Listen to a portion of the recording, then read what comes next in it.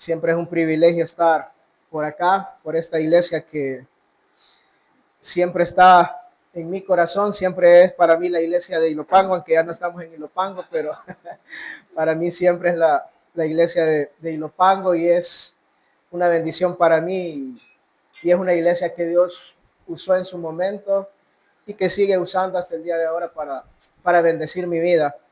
Así que es un privilegio y gracias al Señor que pone al hermano ahí, darme el espacio para venir y compartir la palabra de Dios. El más edificado es uno mismo y la familia, y espero que también sea de bendición para todos ustedes.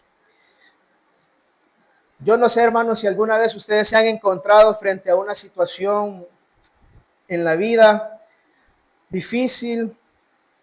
Me imagino que sí, una crisis familiar, una decisión financiera, un diagnóstico, una prueba inesperada, donde en cuestión de segundos nos damos cuenta que no tenemos ni la menor idea de qué hacer.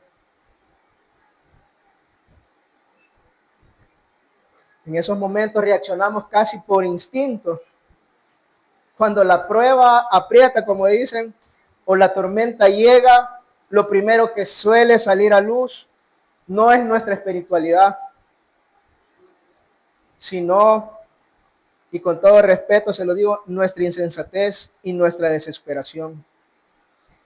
Agarramos el teléfono, buscamos a un amigo o sacamos la calculadora para hacer números, intentamos manipular las circunstancias, incluso pasamos noches enteras en vela diseñando planes en nuestra mente. Hacemos de todo, hermanos, ante estas situaciones difíciles, pero casi nunca hacemos una cosa, que es admitir que no sabemos qué hacer y que debemos pedirle sabiduría a Dios. Nos cuesta aceptar, hermanos, que somos limitados.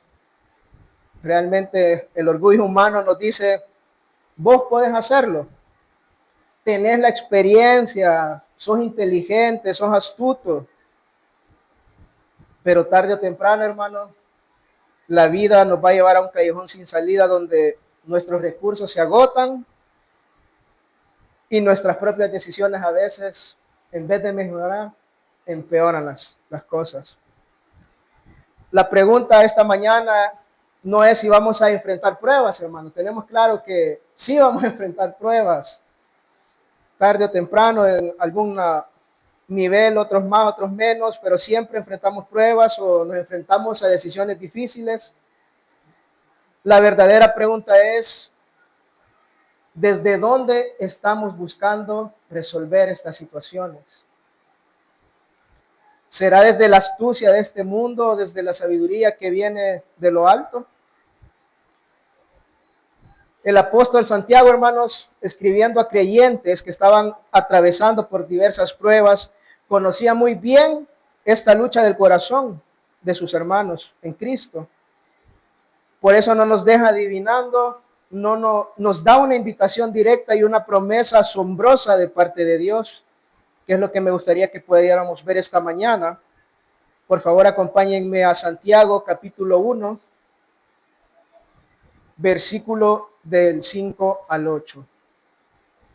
Santiago 1, versículo del 5 al 8.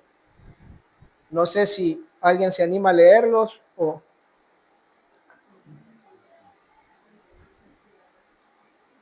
Y si alguno de vosotros tiene falta de sabiduría, pídala a Dios, el cual da a todos abundantemente y sin reproche, y le será dada.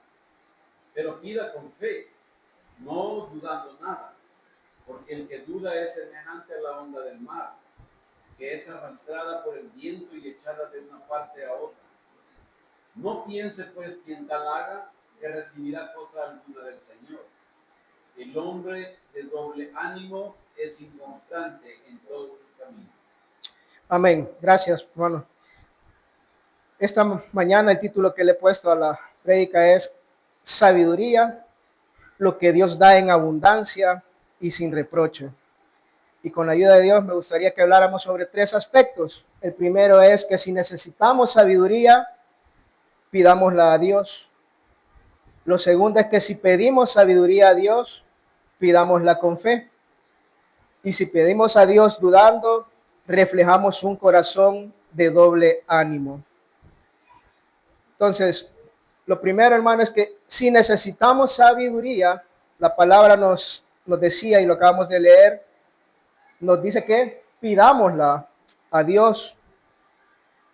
En el versículo 5, Santiago empieza, y si alguno de vosotros tiene falta de sabiduría, Santiago, como lo he mencionado en algunas otras ocasiones, el medio hermano de Jesús, usa palabras muy sutiles para decirnos, hermanos, que somos faltos de sabiduría.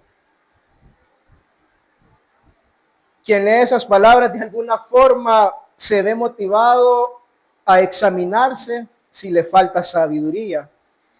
Y lo hace con tacto porque a nadie le gusta que le digan que no tiene uno sabiduría, ¿verdad? No sé si a usted le gusta, a mí no me gusta. Pero somos delicados en ese aspecto y no nos gustan que nos digan tontos. A nadie le gusta que le digan así. Porque por naturaleza somos independientes, nos gusta resolver nuestras cosas, tomar nuestras decisiones. Pero lo mejor que nos invita a hacer Santiago es aceptar que nos falta sabiduría. Si me acompañan a 1 Corintios 3:18. 1 Corintios 3:18. Si alguien me hace el favor. Nadie se engañe a sí mismo. Si alguno entre vosotros se cree sabio en este siglo, hágase ignorante para que llegue a ser sabio. Amén. Gracias. Entonces, hermano, lo primero que debemos hacer es superar el orgullo para admitir que necesitamos sabiduría. En la vida hay momentos que, aunque no lo aceptemos, hacen que salga a luz nuestra insensatez, y es lo que mencionaba al inicio, son esas pruebas, ¿verdad? Esos momentos difíciles. Y eso es lo que está hablando Santiago en el contexto inmediato, ¿verdad? Teniendo en mente lo que dicen los primeros versículos de capítulo 1. Entonces Santiago sabe que en el tiempo de la prueba suele pasar que carecemos de discernimiento espiritual, y por eso nos anima a acercarnos a Dios y confesarle esa necesidad que tenemos de sabiduría. Y en los momentos difíciles, aunque confiamos en Dios, hermanos, la desesperación o la necesidad de solucionar nos lleva sin querer a dejar de un lado a Dios, y no logramos ver el propósito de las pruebas, que a veces no es el sufrimiento, hermanos. Dios tiene un propósito mucho más allá en esas circunstancias. Piper menciona algo sobre lo que dice Santiago 1 y las pruebas, y dice el hermano Piper: sabiduría es vivir para la gloria de Dios mientras se sufre. Es la capacidad de ver nuestras pruebas desde la perspectiva de Dios para experimentar un sumo gozo. Entonces, lo que menos hacemos nosotros en esos momentos, hermano, es ver lo que Dios está queriendo transformar en nuestras vidas. Nos enfocamos más en lo que está pasando y nos preguntamos: Dios, ¿por qué a mí? ¿Por qué yo estoy pasando por esto? ¿Por qué a otro no le pasa? ¿Por qué a mí sí? ¿Por qué el otro está bien tranquilo? Y etcétera, etcétera. Pero raramente le preguntamos: ¿qué quieres hacer con esta situación en mi vida? ¿Cuál es el propósito eterno en esta situación? Yo escuchaba una prédica del hermano Miguel Núñez y él mencionaba un ejemplo que me impactó y se los quiero compartir con ustedes, de una señora, de una hermana de la iglesia de ellos, que sufrió un daño cerebral.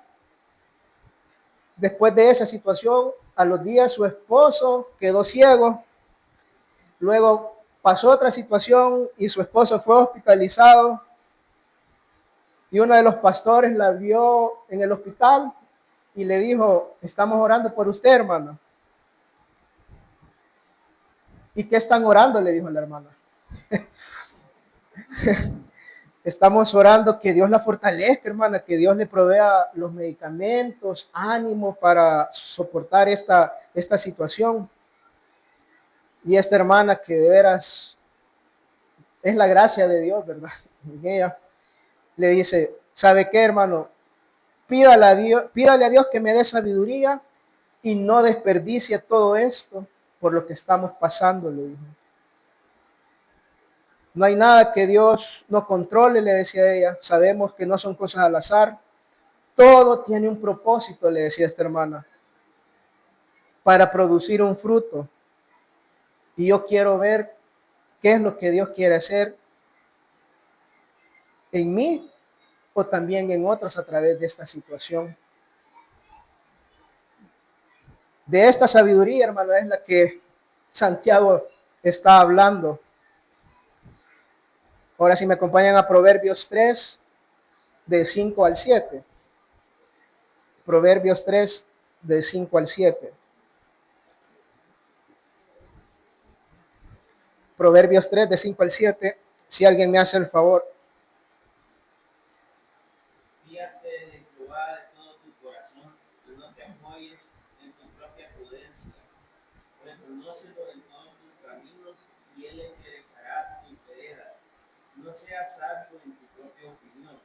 Teme a Jehová y apártate del mal. Amén.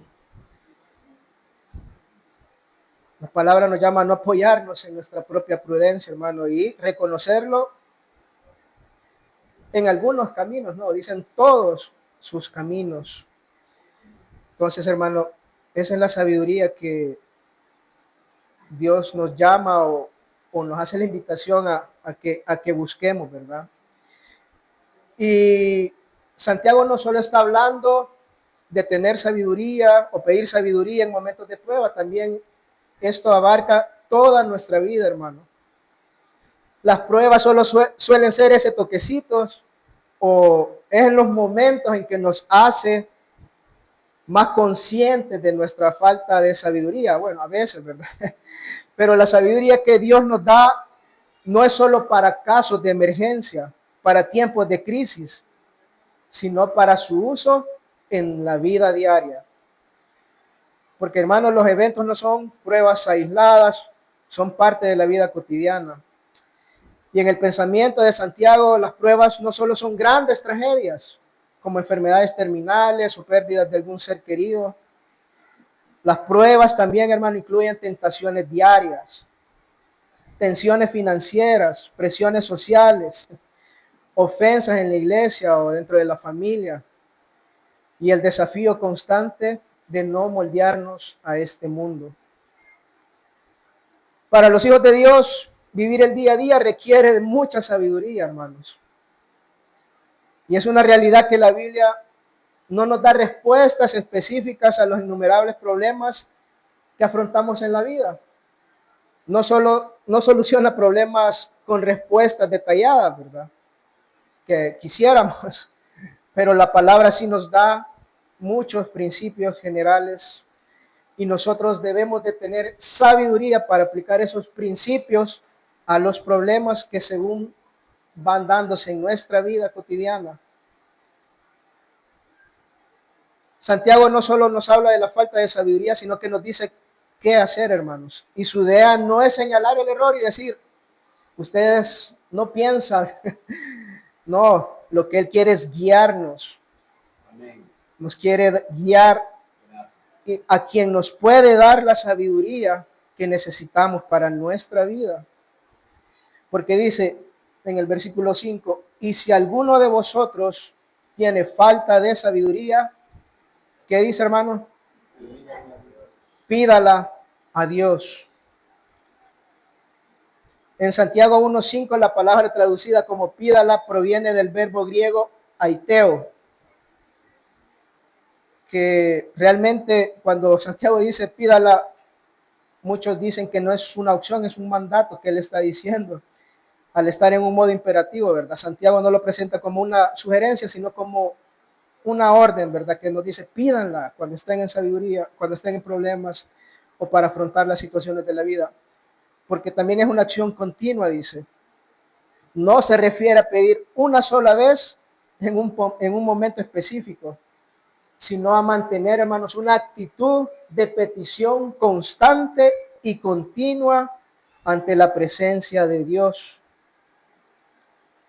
Aiteo expresa la petición de un ser también inferior, tener esa conciencia, ¿verdad? Que uno es inferior y se la pide a alguien superior, como de un hijo a un padre o un súbdito a un rey, con la conciencia plena de la propia necesidad y de total dependencia, hermano. Eso es lo que Santiago nos invita a hacer, a tener esa plena conciencia y esa necesidad e independencia de Dios en las diferentes situaciones de nuestra vida. Y nos llama a pedirla a Dios.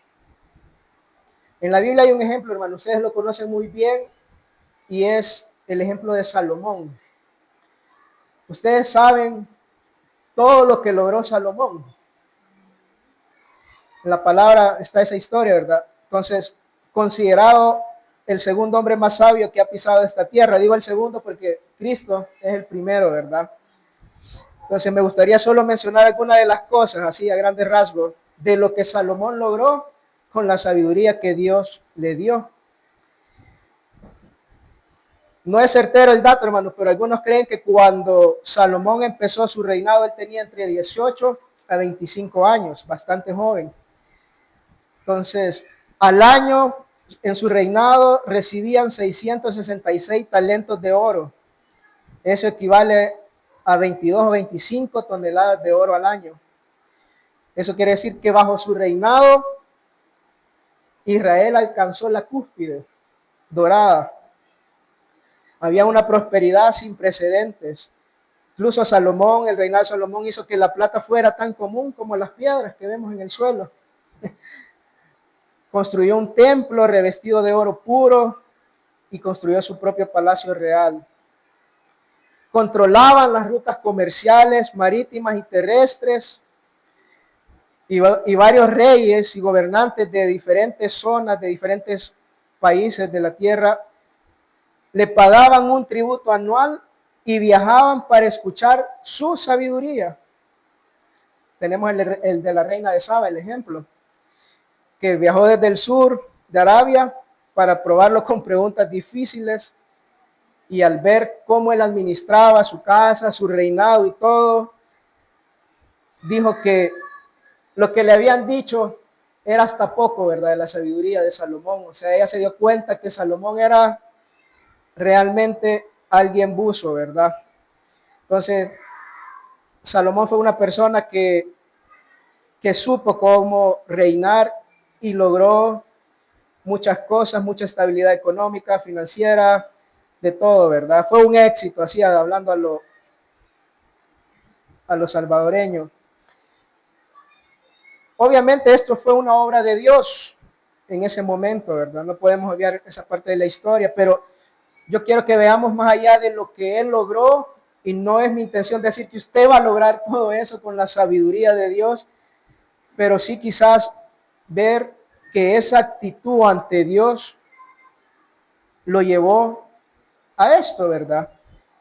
Porque Salomón le pidió a Dios lo que en verdad necesitaba en ese momento adecuado, porque fue capaz de ver que él no podía. Sabía Salomón que necesitaba de Dios para reinar, sabía que necesitaba sabiduría, y eso fue lo que le pidió a Dios. Si me acompañan a Primera de Reyes 3:5. Primera de Reyes 3:5.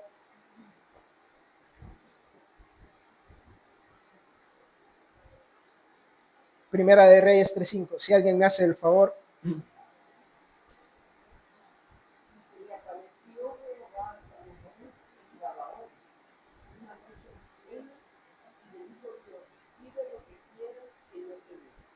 Amén.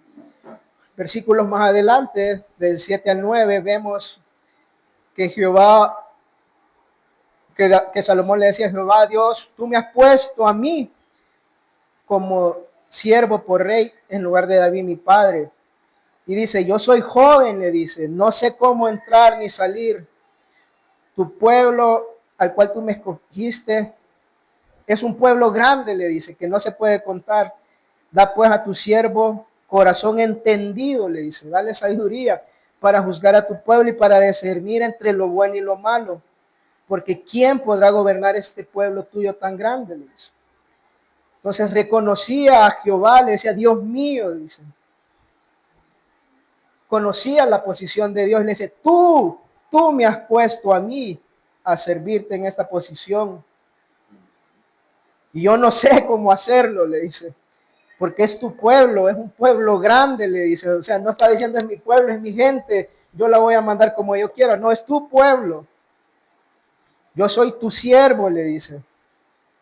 Ayúdame para discernir entre lo bueno y lo malo. Y es el punto, y el punto no es que Dios, como les decía, no nos va a bendecir como Salomón en lo material. Lo que quiero resaltar es la humildad de Salomón de reconocer su incapacidad. Salomón tuvo claro su conocimiento limitado.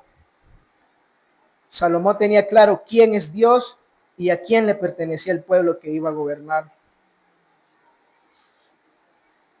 Juan Calvino menciona que nadie está capacitado para gobernar o tomar decisiones sabias hasta que reconoce su propia necedad.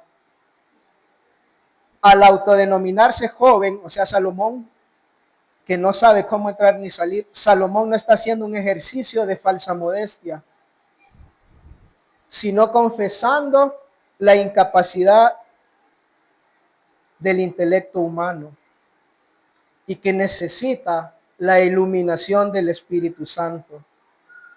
Calvino nota que Salomón no pide sabiduría para ganar fama personal, sino que reconoce la grandeza del pueblo de Dios. La verdadera sabiduría empieza cuando el creyente, hermanos, entiende la responsabilidad sagrada del llamado que Dios le ha hecho. Y hay algo extraordinario, hermanos, entre el libro de Reyes y Santiago, en lo que acabamos de ver en Primera de Reyes. Dios se le aparece al rey Salomón y le hace una oferta extraordinaria. Le dice: pide, Aiteo, le dice, lo que quieres que yo te dé. Salomón no pidió riquezas, hermanos, ni derrotar a sus enemigos, sino sabiduría. Tiempo después, el apóstol Santiago toma esa misma palabra e invitación y se la ofrece a cada uno de nosotros. Si alguno de vosotros tiene falta de sabiduría, pídala. Aiteo, nuevamente, a Dios. Pero hermanos, aunque Santiago, el medio hermano de Jesús, es quien escribió este libro, nosotros sabemos que no es él el quien está diciendo esto. Es Dios mismo diciéndonos esta mañana, como se lo dijo a Salomón muchos años atrás, que pidamos. Eso es lo que Dios nos está diciendo esta mañana, hermano, que le pidamos sabiduría. Es Dios mismo, como le dijo a Salomón, diciéndole a usted esta mañana: pide sabiduría. Si necesitamos sabiduría, hermano, acuérdese, aiteo a Dios. Aiteo a Dios. Pídala a Dios. Tendremos nosotros, hermanos, tendrá usted, yo, la capacidad para reconocer que necesitamos sabiduría y se la vamos a pedir a Dios.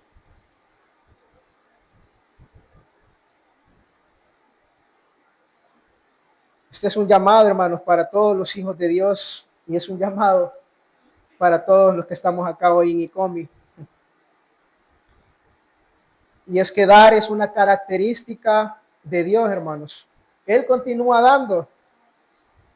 Cada vez que Él viene con una petición, Él abre su tesoro y distribuye sabiduría gratuitamente, sin cargo alguno. Así como vemos que el sol sale todos los días, hermanos. Así continúa todos los días Dios dando sabiduría. Así como no podemos imaginar un mundo en donde el sol deje de dar luz, mucho menos podemos pensar que Dios no nos va a dar sabiduría. La dádiva de Dios es sin cargo, sin interés y es gratuita para sus hijos.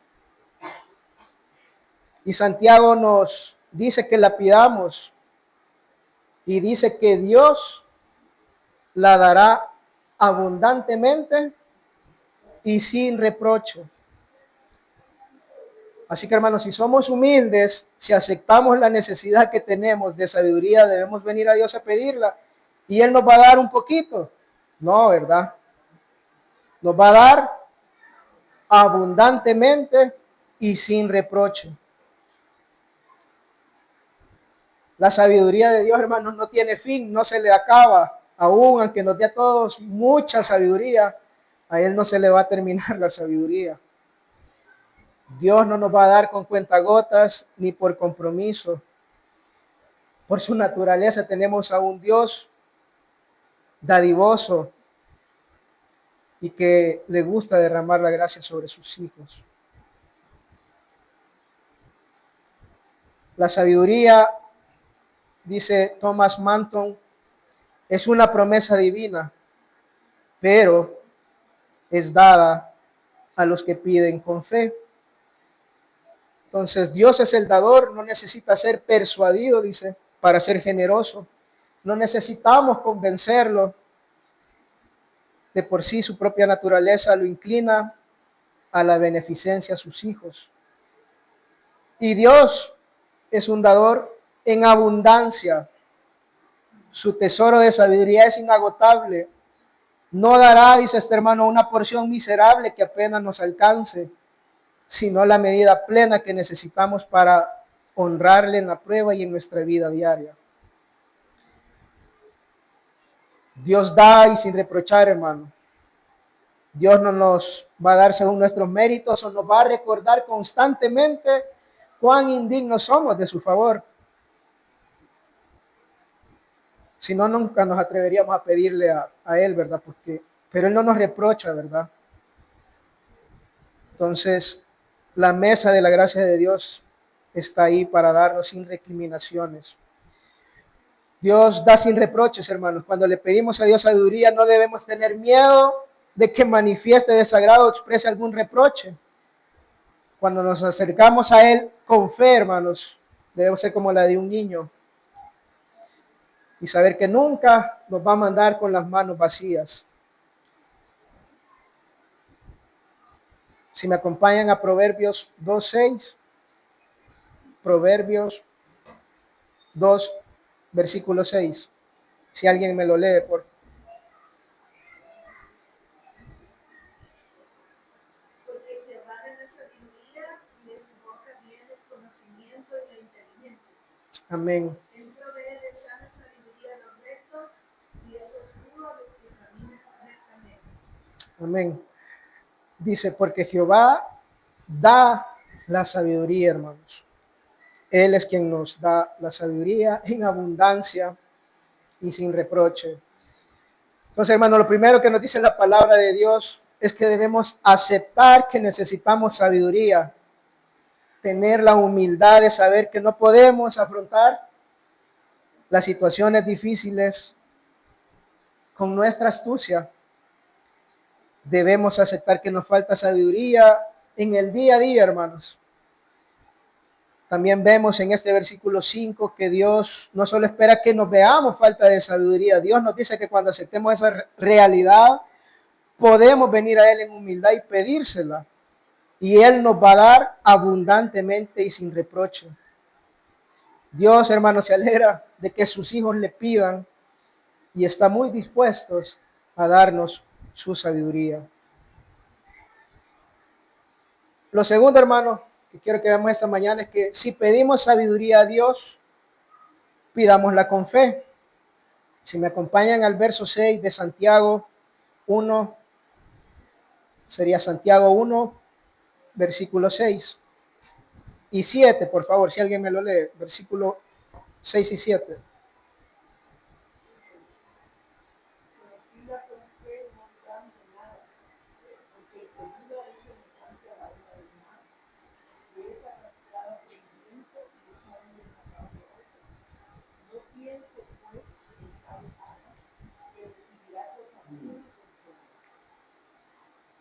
Amén. Gracias, hermana.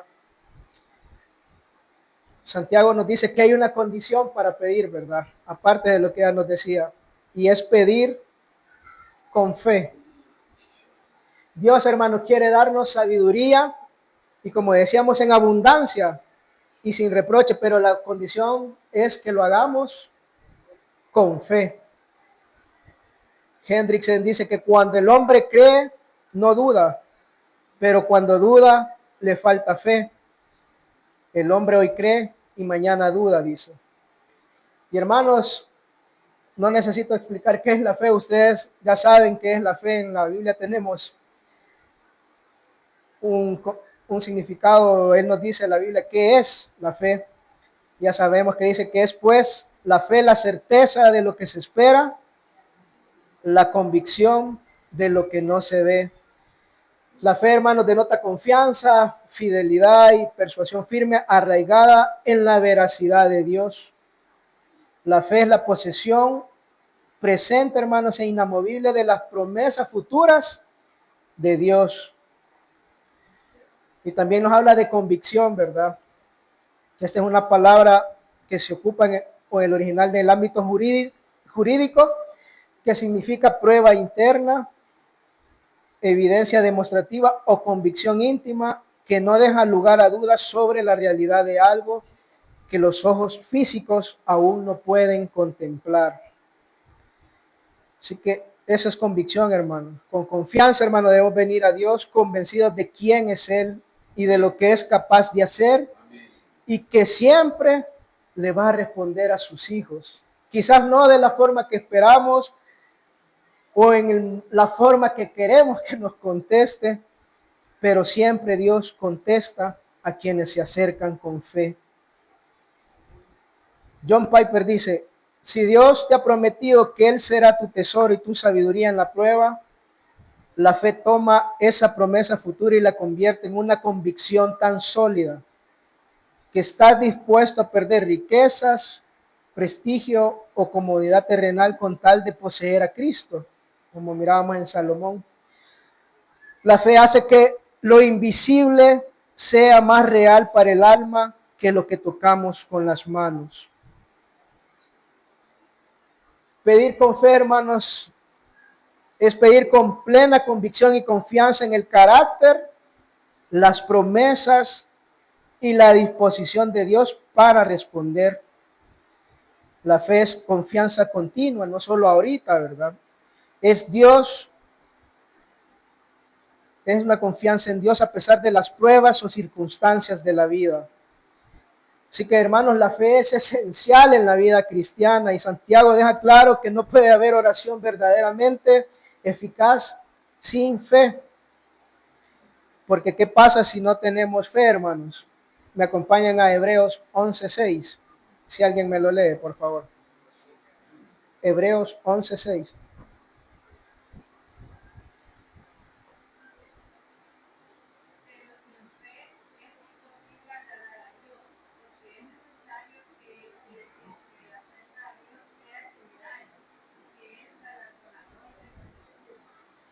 Amén. Gracias, hermano. La palabra nos dice que sin fe, hermanos, es imposible agradar a Dios, y que es necesario que el que se acerque creyendo que le hay. Y lo otro que nos dice es Santiago, que no dudemos, que pidamos no dudando, nos dice. Debemos pedir con fe y no dudando, hermanos. Y esta palabra que Santiago ocupa tiene un profundo significado, que lo vamos a ver en el tercer punto. Pero esta palabra es bien importante, hermanos. Pero en este versículo 6, el significado original, la palabra ocupada es diácrino, que es la palabra traducida como dudando,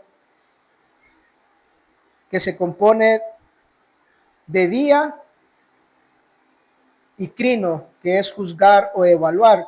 Y su significado literal es estar dividido internamente, o juzgar entre dos opciones sin decidirse, o disputar consigo mismo. en el Nuevo Testamento, en el contexto de Santiago, describe a la persona que oscila entre dos lealtades opuestas. No es alguien, hermanos, que quiere creer y le cuesta, sino alguien que quiere mantener abiertas dos alternativas ante las situaciones. Quiere la confianza en Dios y la confianza en sus propios recursos o en el mundo.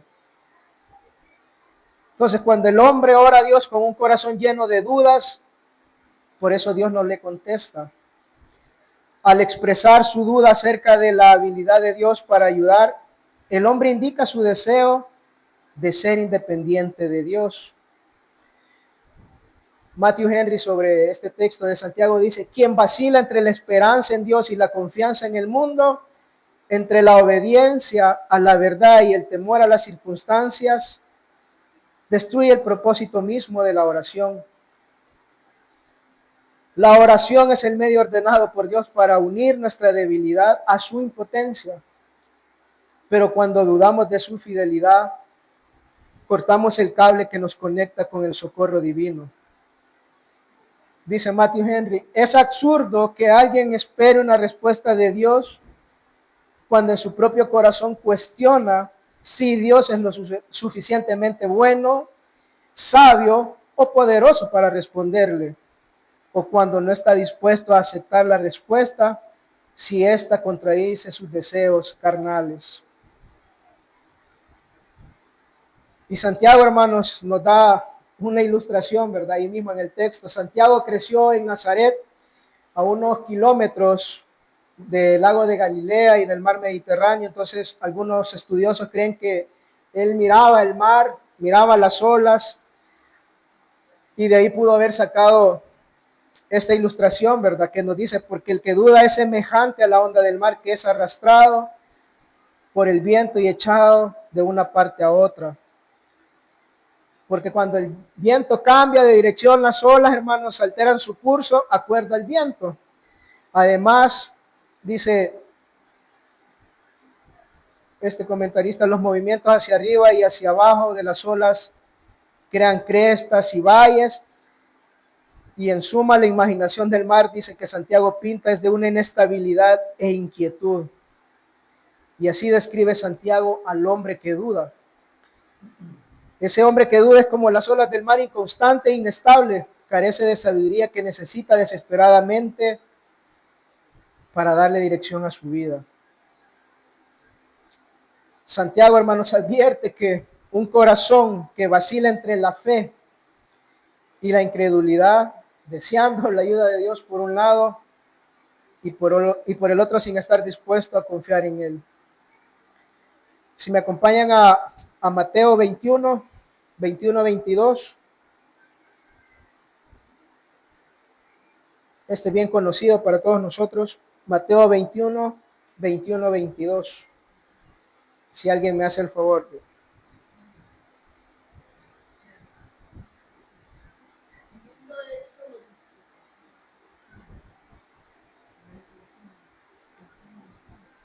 Mateo 21, 22. Respondiendo Jesús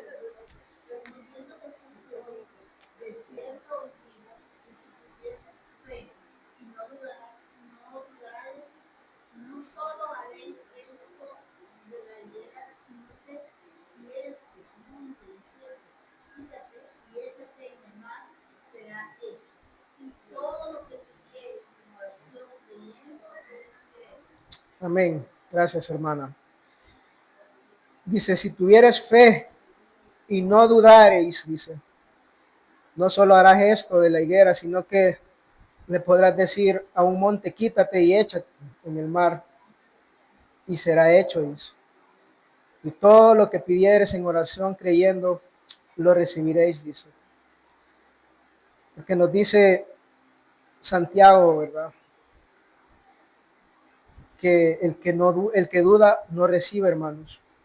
Y en el versículo 7 de Santiago dice: no piense pues que si quien tal haga no recibirá cosa alguna, que quien tal haga el que, hermanos, el que duda no va a recibir. Juan Calvino dice: no piense, sobre este texto de Santiago del 1 al 7, dice: esto significa que cualquiera que se acerque a Dios vacilando con una mente dividida o sin la firmeza que produce la fe en la promesa, se está engañando a sí mismo si pone que Dios tomará en cuenta sus palabras. Dios no se deja burlar por ceremonias externas ni por palabras vacías que no proceden de un corazón rendido a su gracia. La razón por la que no reciben nada no es que Dios haya cerrado la mano de su generosidad, sino que la incredulidad y el doble ánimo actúan como un obstáculo que cierra la vasija del corazón humano, dice Calvino. La duda, hermanos, es un obstáculo para recibir esta bendición de Dios. Una persona que duda en un momento ora, pero luego al momento ignora a Dios. Su oración no tiene un sostén de fe. Ahora, hermanos, es importante mencionar, para que no se me enoje ni se me preocupe, que existe una diferencia abismal entre la debilidad de la fe en un creyente genuino y el cinismo o lealtad dividida a la que Santiago se refiere. Y podemos ver un ejemplo práctico, hermanos. Si me acompañan a Marcos 9:24. Marcos 9:24.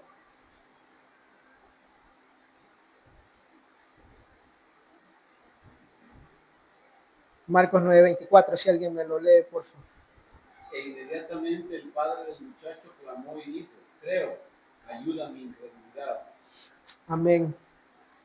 Aquí vemos a este padre que llevaba a su hijo. Algunos ponen texto en el encabezado de Marcos epiléptico, otros que tenía demonios, pero como sea, él buscaba la ayuda de Dios. Pero en este texto vemos que había una duda en esta persona. A pesar que fue a buscar a Dios, tenía una duda, pero él en el fondo sabía que el único que le podía ayudar era Cristo. Y todavía por eso le dice: ayúdame a superar mi incredulidad, le dice. Entonces, él reconoce su miedo, su duda, pero fija su mirada en Cristo. En cambio, la lealtad dividida, hermanos, más allá de poner sus ojos en Cristo, siempre tiene un plan B.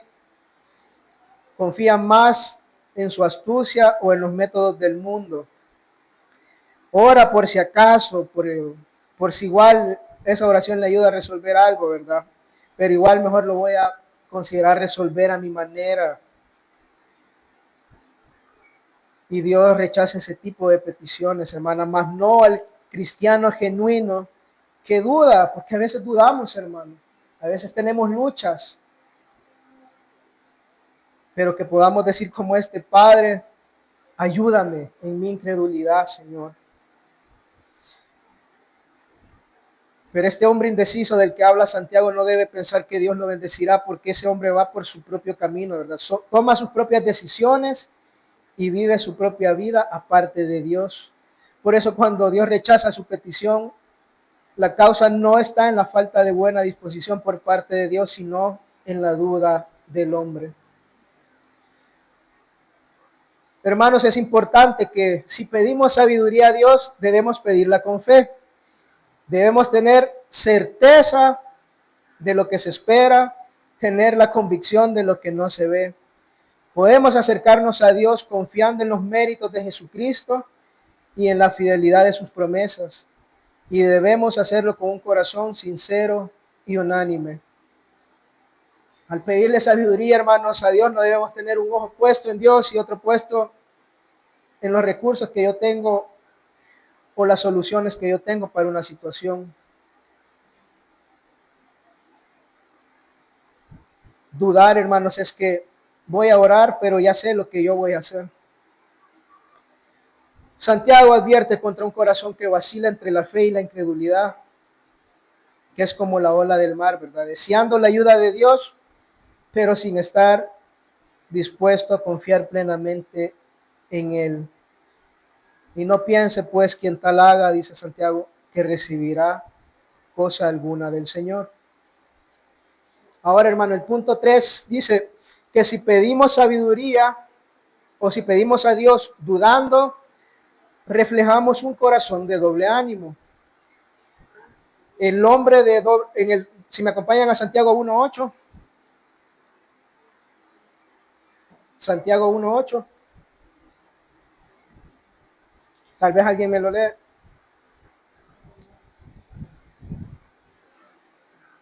Santiago 1:8.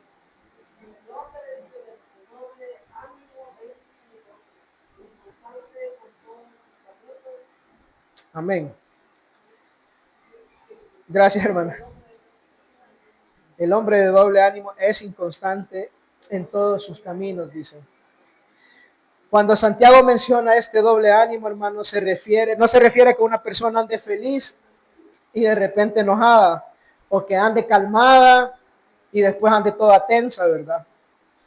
En Santiago 1:8 la palabra utilizada en el original para doble ánimo es dipsuchos, un término compuesto por dis y psiche, que significa literalmente alguien de dos almas o de corazón dividido. Entonces Santiago nos dice, hermanos, que un creyente sin fe, que no confía plenamente en Dios, que duda de Dios, no recibe la sabiduría que pide porque es una persona con el corazón dividido. El versículo 8 está relacionado, como les decía, con lo que vimos en el versículo 6. Gracias, bro.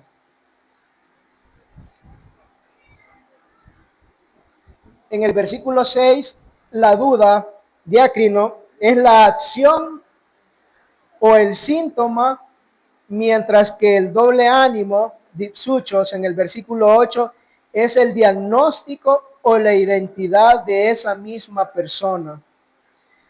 Entonces, en el versículo 6 vimos el síntoma, por así decirlo. La persona acude a Dios, pero vacila y se mueve de un lado al otro como la ola del mar. La consecuencia en el versículo 7 es que esa actitud deshace la eficacia de su oración y no recibe nada del Señor. Y en el 8 vemos el diagnóstico, explica por qué le ocurre esto, porque es un hombre de doble ánimo, incapaz de mantenerse firme, no solo en la oración, sino en ninguno de sus caminos. Así que, hermanos, una persona con lealtad dividida no está completamente convencida de que el camino de Dios sea el mejor.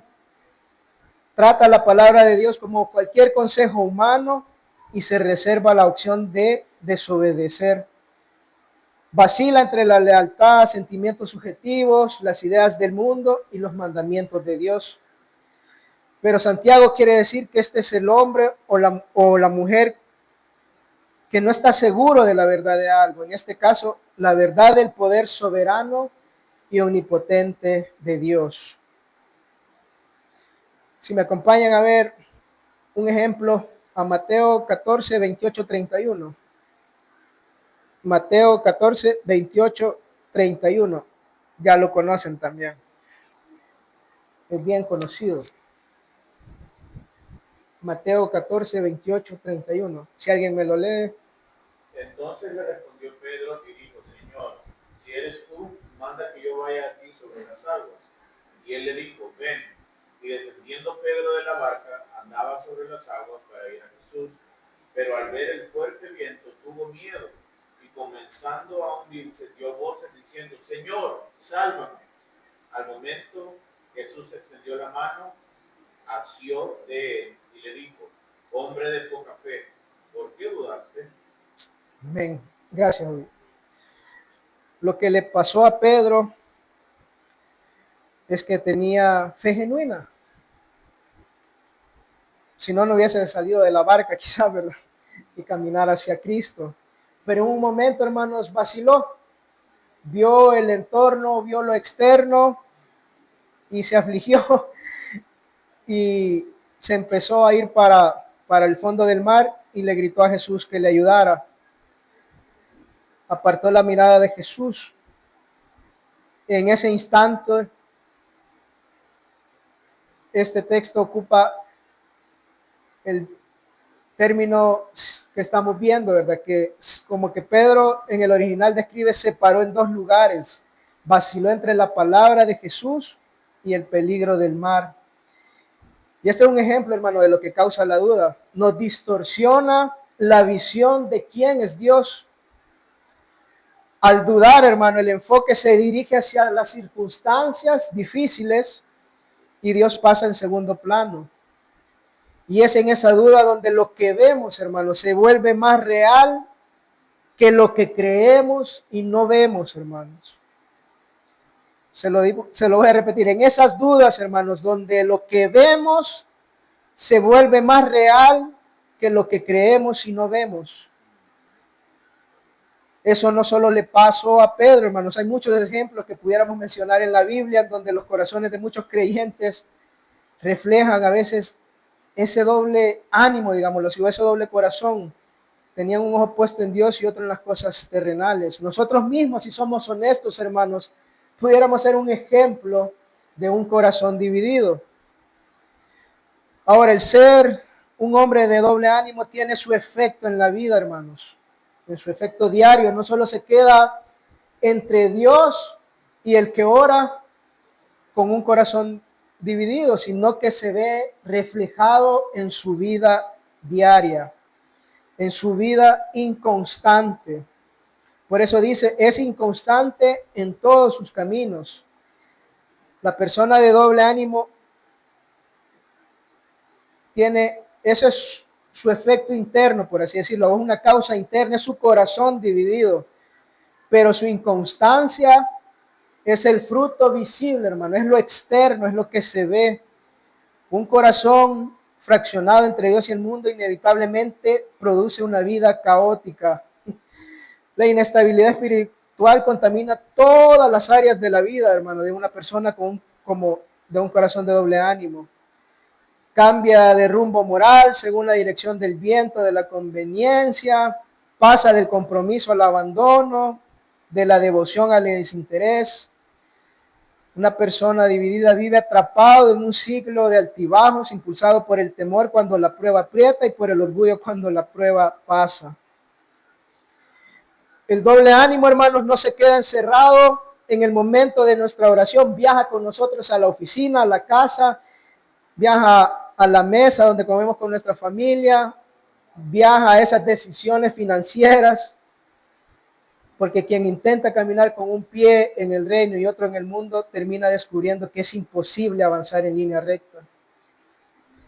Santiago, hermano, nos advierte que un corazón dividido produce una vida desarticulada. No podemos tener firmeza en nuestros pasos si no tenemos una sola lealtad en el corazón. Ustedes ya conocen el caso de Sara, ¿verdad? En la Biblia. Yo considero que es irónico que la esposa del padre de la fe, ¿verdad? Porque ella fue una persona inestable. Sara, desde la promesa que Dios le dio inicial, empezó a dudar. Y todo lo que vemos en la Biblia, ustedes ya conocen la historia, es el proceso de una fe vacilante ante la imposibilidad humana y que la llevó a buscar sus propias decisiones o sus propios atajos, sus propios planes. Ustedes ya conocen la historia, pero ante la imposibilidad biológica, Sara toma sus iniciativas en la razón carnal y recurre a una costumbre de esa época, ¿verdad? Y era darle a su sierva Agar a Abraham para que tuviera un hijo. Y Sara entra en una crisis de inestabilidad emocional, culpa a Abraham por la situación que ella misma diseñó y aflige a Agar hasta hacerla huir al desierto. Y eso es lo lindo de la Biblia. Muchas veces dice, ¿y por qué eso está en la Biblia, esos errores? Porque así somos, hermanos, nos equivocamos. Tomamos ese tipo de decisiones que no quiere decir que porque están ahí nosotros las tenemos que hacer. No, son errores de personas de Dios que se equivocaron. Pero Dios las deja de ver ahí para ver que Él es más grande a pesar de esas circunstancias y esas situaciones. Y ese es el tipo, como lo que hizo Sara, de frutos que reflejan una persona de doble ánimo que se cansa de esperar en Dios, que no le cree totalmente a Dios y decide dar pasos según su entendimiento de las cosas. Y al final, como les decía, terminamos peor de lo que empezamos. Por esa razón, hermanos, es importante venir a Dios a pedirle sabiduría y pedirla con fe, no dudando, para no ser, como dice Efesios, ¿verdad? Niños fluctuantes, llevados por donde quiera, de todo viento de doctrina, de estratagema de hombres que para engañar emplean astucias, las artimañas del error. Sara no era una mujer atea, hermanos, era una mujer del pacto que permitió que la duda dividiera su corazón. Cuando nosotros dudamos de la incapacidad de Dios y recurrimos a nuestros planes B, hermanos, no solo nos volvemos inestables nosotros, sino que traemos caos a nuestro matrimonio, a nuestros hijos y a nuestra vida. Es por eso, hermanos, que debemos pedir sabiduría, hermanos. Para concluir, hermanos,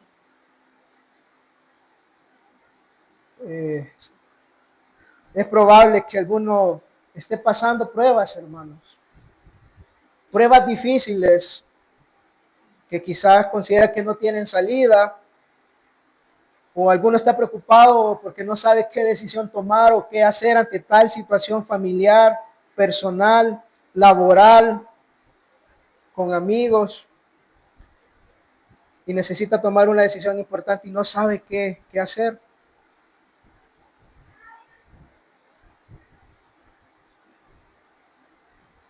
Entonces, la pregunta es cómo está afrontando esas situaciones en su vida, hermano. Está viniendo a Dios en humildad, buscándolo a Él, a pedirle esa sabiduría, o está usando soluciones terrenales a sus situaciones.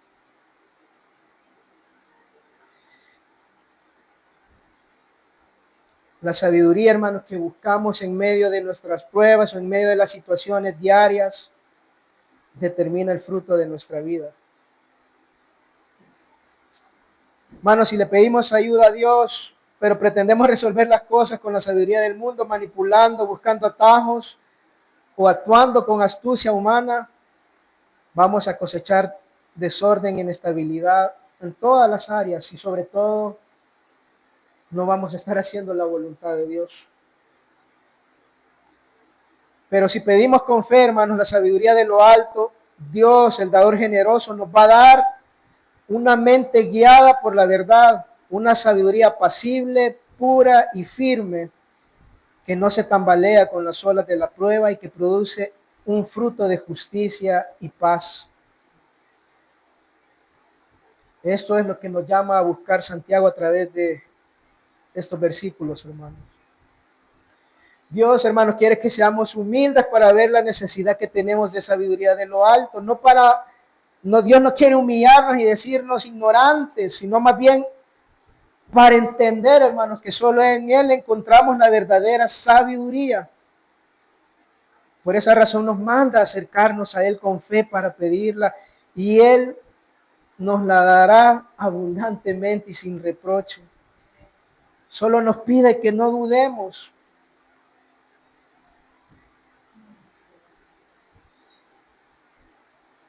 Solo nos pide que no dudemos.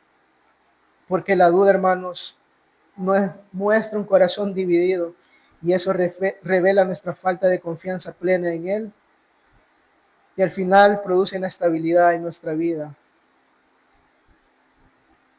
Lo otro, hermano, es que mencionábamos a un padre que cargaba a su hijo y buscó a Jesús para que lo sanara, ¿verdad? Pero su fe tenía dudas y fue honesto y le dijo, creo, ayúdame a superar mi incredulidad. Y Dios, hermano, no le reprochó, sino que le ayudó. Igual Pedro dijo, Señor, sálvame. La misericordia de Cristo no esperó a que Pedro volviera a caminar firme por sí solo.